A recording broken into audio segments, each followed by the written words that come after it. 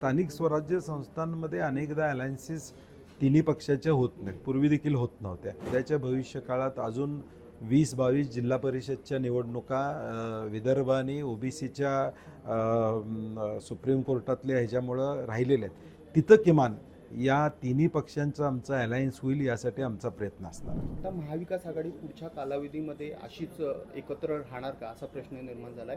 कारण का पुण्यातनंच आता आवाज यायला लागलाय. तुम्ही प्रभारी आहात पुण्याचे, पुण्यातनं आवाज येतोय की आता राष्ट्रवादी सोबत आता म्हणजे शरद पवारांच्या राष्ट्रवादी नको, काँग्रेसनी स्वबळावरती लढायला हवं.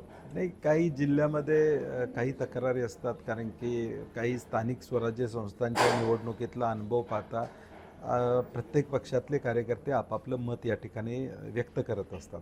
परंतु शेवटी महाविकास आघाडी म्हणून आम्ही या लोकसभा असू दे, विधानसभा असू दे, निवडणुका लढवलेल्या आहेत. 99 पासून विधानसभा आणि लोकसभा ह्या काँग्रेस आणि राष्ट्रवादी म्हणून एकत्र या ठिकाणी लढवल्या. 14ला तेवढं आमचं वेगवेगळं लढणं त्या ठिकाणी झालं होतं.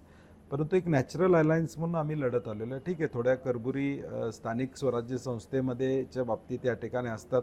पुणे महापालिकेमध्ये आमच्या लोकांची इच्छा होती की राष्ट्रवादी बरोबर आले असती तर कदाचित आकडा दोघांचाही मिळून या ठिकाणी वाढला असता.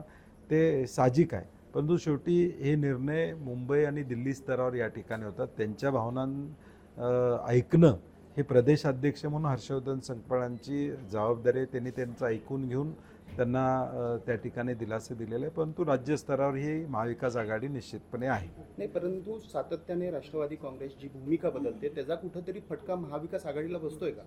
नाही, मला वाटत नाही की राज्य पातळीवर आणि देश पातळीवर त्यांची भूमिका भाजपच्या विरोधातली कायमपणे. मी म्हणलं तसं स्थानिक स्वराज्य संस्थांमध्ये अनेकदा अलायन्सेस तिन्ही पक्षाच्या होत नाहीत, पूर्वी देखील होत नव्हत्या.